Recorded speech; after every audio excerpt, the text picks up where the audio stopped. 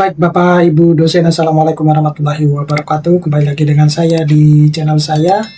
Nah, ini masih banyak teman-teman dosen yang memang bertanya ya terkait dengan kebijakan baru yang baru-baru ini diterbitkan oleh Mendikti-Saintek, yaitu terkait dengan Permendikti-Saintek nomor 52 tahun 2025, yaitu yang berbicara terkait dengan karir dan penghasilan dosen ya, jabatan akademik dosen juga dibahas di dalamnya.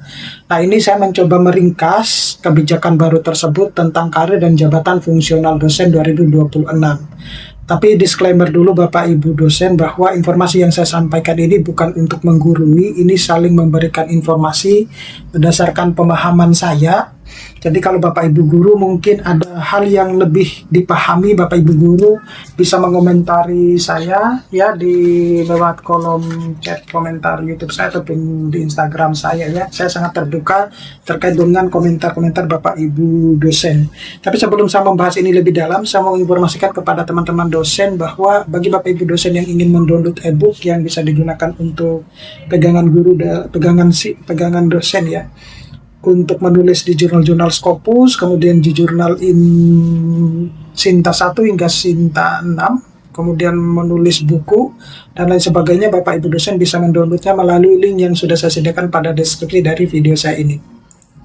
Jadi, latar belakang dari regulasi baru ini bahwasanya perubahan regulasi khususnya Permendikti Saintek ya nomor 52 itu tidak muncul secara tiba-tiba Bapak Ibu dosen, tapi melainkan didorong oleh 3 alasan fundamental. Yang pertama itu adalah perbaikan tata kelola profesi dan karir dosen. Nah, sistem lama itu dinilai bahwa belum konsisten diterapkan oleh penyelenggara perguruan tinggi. Kemudian masih terdapat ketidakpatuhan terhadap regulasi dan kurang efektif dan serta efisien dalam pembinaan karir dosen. Sedangkan kalau regulasi baru itu diarahkan untuk menstandarkan pengelolaan dosen, kemudian memastikan karir dosen itu terencana, terukur, dan termonitor, serta memperkuat posisi dosen sebagai profesi akademik ya, jadi bukan sekedar tenaga pengajar.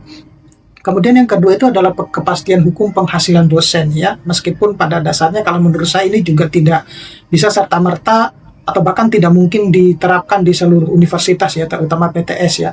Jadi kalau penghasilan dosen selama ini itu sering tidak seragam ya, kemudian bergantung pada kebijakan internal perguruan tinggi, tidak transparan terutama bagi dosen non ASN.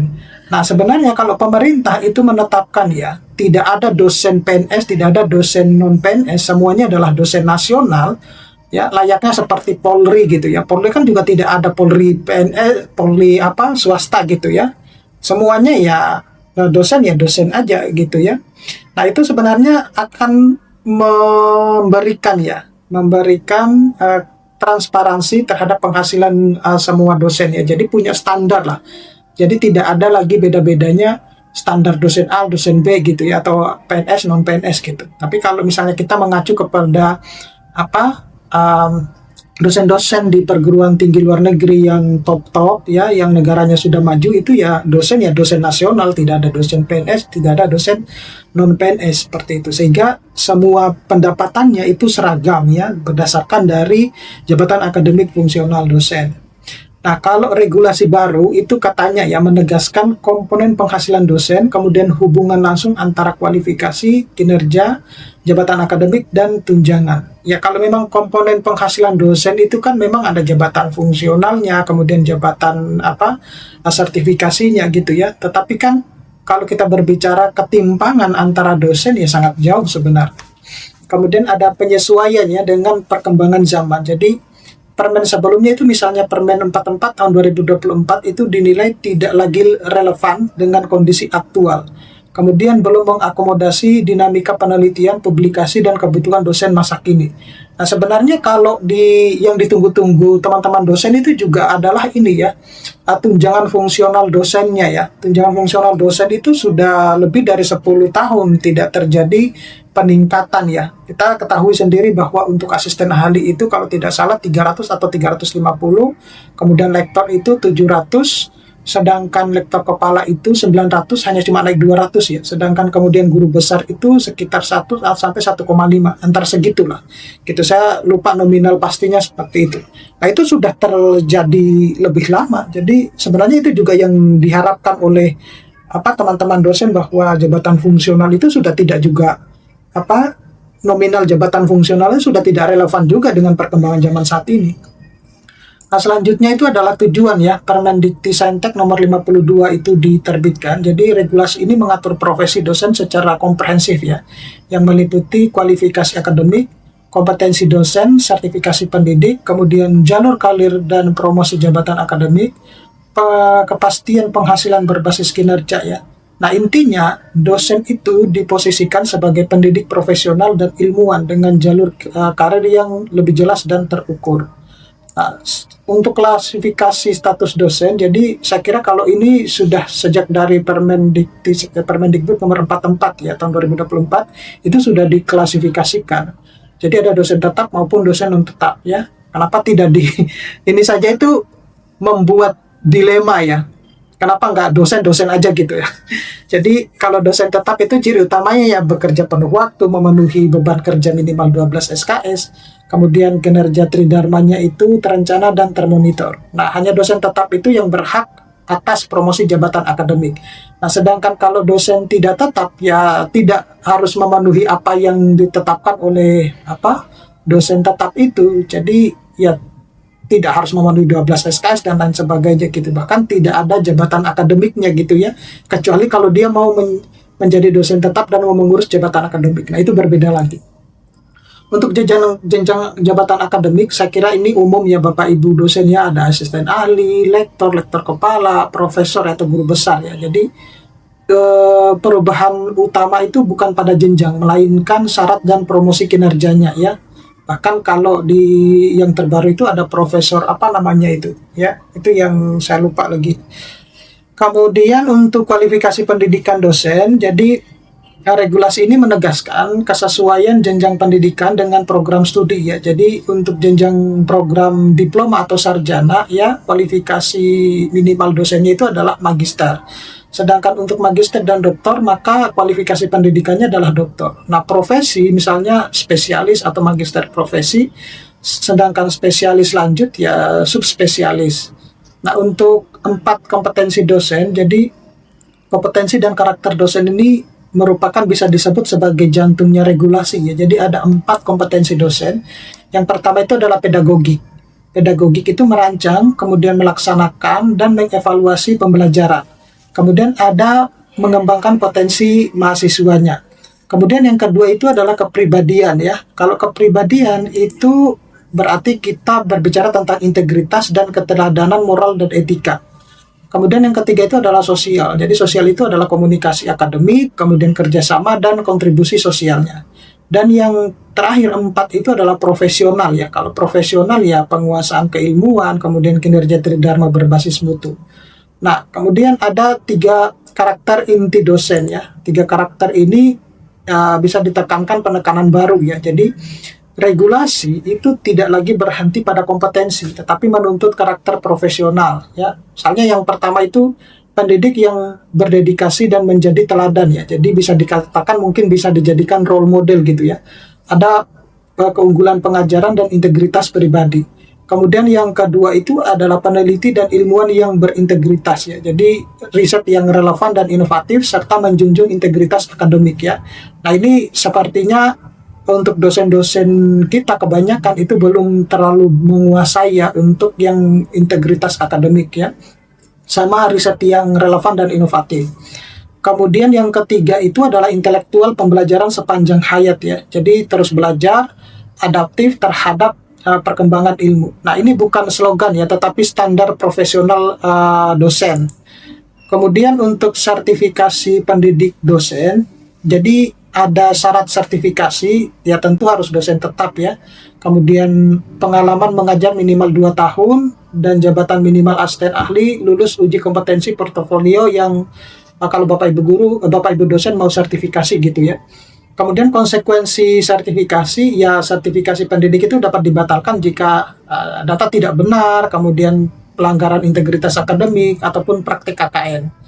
Nah, yang penting juga itu adalah kode etik dosen. Nah, kalau di Permendikbud nomor 44 tahun 2024, kode etik dosen itu ada di halaman terakhir ya, tetapi di Permendiktisainstek nomor 52 itu sepertinya tidak tertulis ya di halaman terakhir. Jadi sebenarnya kita bisa mengacu ke Permendikbud itu ya.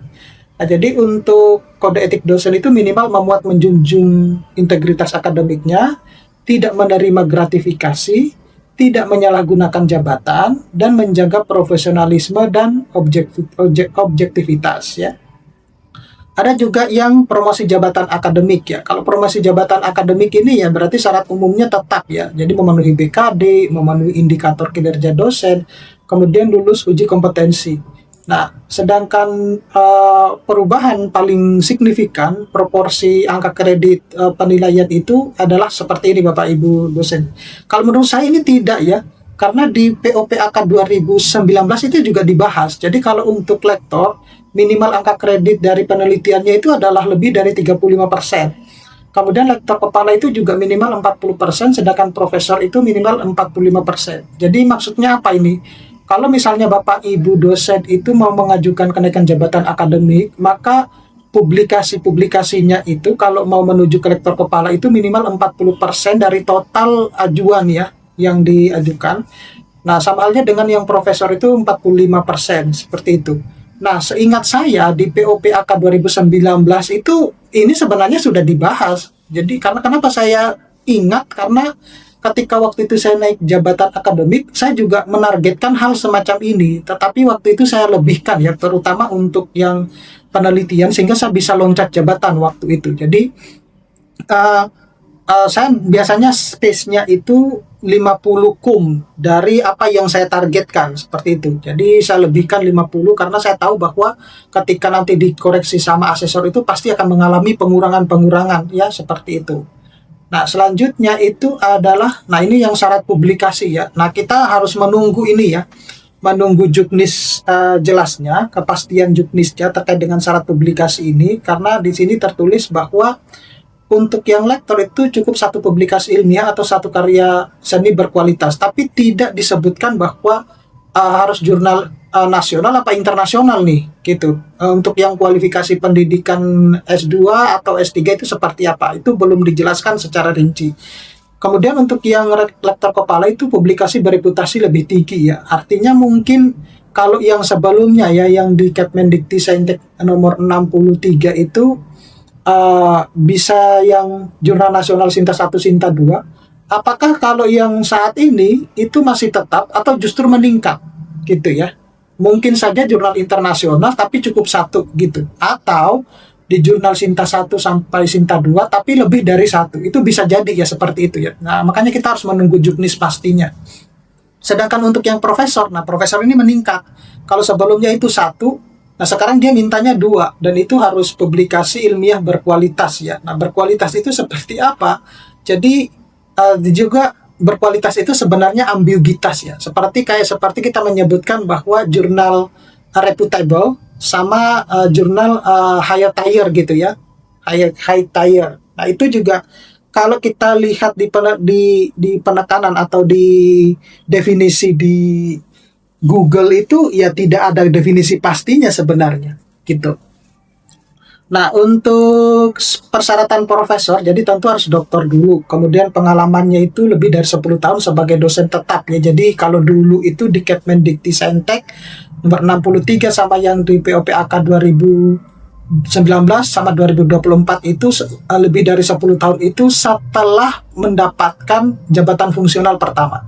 Nah, kalau yang ini tuh lebih lunak ya. Jadi pertama kali Bapak Ibu dosen diangkat, yaitu mulai terhitung dari situ. Jadi teman-teman dosen yang sudah doktor dan sudah menjadi dosen lebih dari 10 tahun ya, semestinya bisa ya untuk maju ke profesor ya, asalkan syaratnya memenuhi. Kemudian sudah memenuhi sertifikat pendidik dan kinerja tridharmanya yang unggul. Ya, terutama lulus uji kompetensi ya dan publikasi ya, itu yang penting. Nah, ini yang terbaru ya, Profesor Emeritus ya, tentu ini menjadi angin segar ya. Cuma di sini itu ketentuannya itu adalah profesor pensiun dengan prestasi tertentu ya.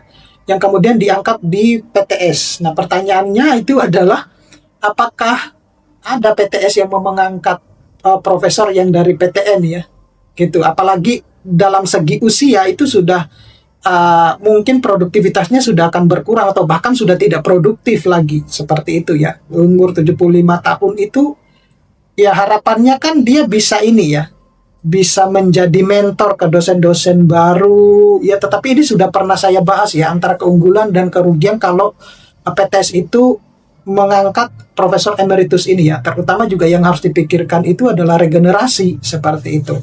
Nah, ini yang menjadi, tapi kita tetap harus mengapresiasi ya, mengapresiasi kebijakan ini terkait dengan mungkin ada PTS-PTS itu yang mau mengangkat profesor emeritus. Nah, pertanyaannya yang lain itu adalah bagaimana dengan profesor yang ada di PTS? Apakah bisa diangkat menjadi profesor emeritus dan tetap mengabdi di PTS tersebut? Karena di Kepmendiktistek nomor 60 di 52 ini tidak dibahas sama sekali. Itu hanya cuma dibahas adalah profesor yang sudah pensiun di PTN itu diangkat di PTS. Tapi tidak ada yang profesor yang sudah pensiun di PTS dan kemudian diangkat lagi menjadi profesor emeritus di PTS itu sendiri. Itu tidak ada. Ya, saya mohon dikoreksi kalau misalnya saya kelewat baca ya terkait dengan hal tersebut. Nah, kemudian untuk komponen penghasilan dosen ya, jadi ada 6 komponen mulai dari gaji pokok, ya, tunjangan profesi, tunjangan fungsional, tunjangan khusus, kemudian tunjangan kehormatan untuk profesor ya, dan maslahat tambahan yang lain gitu. Kemudian untuk tunjangan profesi yaitu setara kali gaji pokok ASN ya, ini berlaku semua dosen, kemudian berlaku bagi ASN maupun non ASN. Tantangan utamanya itu bukan sebenarnya regulasi, tetapi konsistensi pelaksanaan oleh perguruan tinggi ya. Nah, ini pesan ya. Jadi karir dosen itu harus sebenarnya terencana lebih awal kalau misalnya mau lebih konsisten. Kemudian kenaikan jabatan itu bukan sistem kebut semalam ya. Kemudian penelitian dan publikasi itu adalah kunci. Jadi harus punya target bahwa 1 tahun itu saya harus punya publikasi jurnal internasional itu berapa, jurnal nasional itu berapa. Kemudian guru besar itu adalah peluang untuk semua dosen ya, bagi dosen yang ingin menjadi guru besar tentunya. Oke, saya kira cukup sekian Bapak Ibu dosen. Mudah-mudahan ini bisa bermanfaat. Nanti kita akan ketemu pada video-video selanjutnya. Saya Assalamualaikum warahmatullahi wabarakatuh.